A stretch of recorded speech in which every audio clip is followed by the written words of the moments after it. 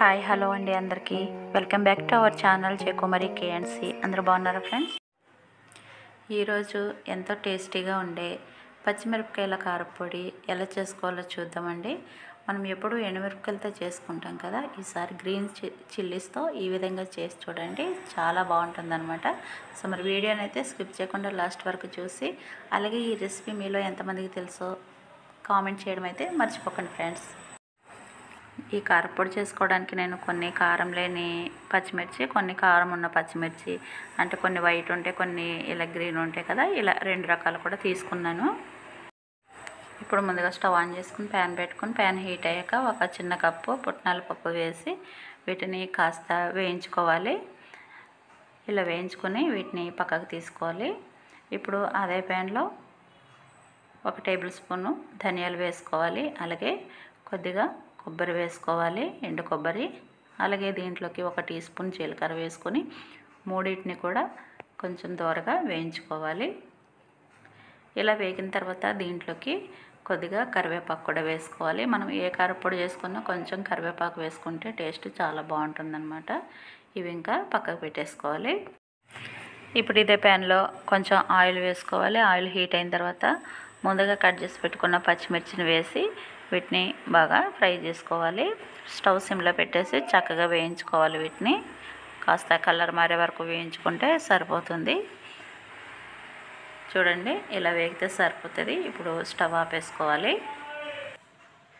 ఇప్పుడు ముందుగా mixie jar తీసుకొని కొబ్బరి, ధనియాలు, కరివేపాకుని పొడి చేసుకోవాలి. తర్వాత దీంట్లోకి ఇవి ఒక గిన్నెలోకి తీసేసుకొని దీంట్లోనే ఈ మిక్సీ జార్లోనే పుట్నాల పప్పు కూడా వేసి దాన్ని కూడా పొడి చేసి పెట్టుకోవాలి.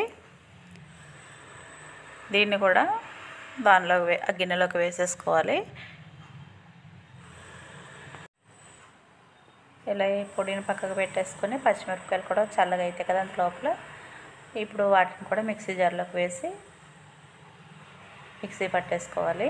మనం ఇది పేస్ట్ అయిపోతుందేమో అని భయపడనక్కర్లేదు. దీంట్లోకి కొద్దిగా పుట్నాల పొడి యాడ్ చేసుకుంటూ మొత్తం కూడా మంచిగా పొడి చేసేసుకోవాలి.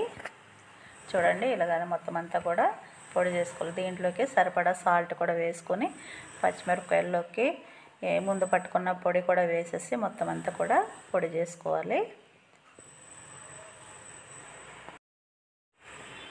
ఇలా పొడి చేసుకున్న దాన్ని ఇందులోకి వేసేసుకోవాలి. ఇప్పుడు మనము ఒకసారి సాల్ట్, కారం చెక్ చేసుకోవాలి. ఒకవేళ మనకి కారం కనుక ఎక్కువైతే దీంట్లోకి కొంచెం పల్లీలు కూడా వేసి పొడి చేసి కలుపుకోవచ్చు అనమాట.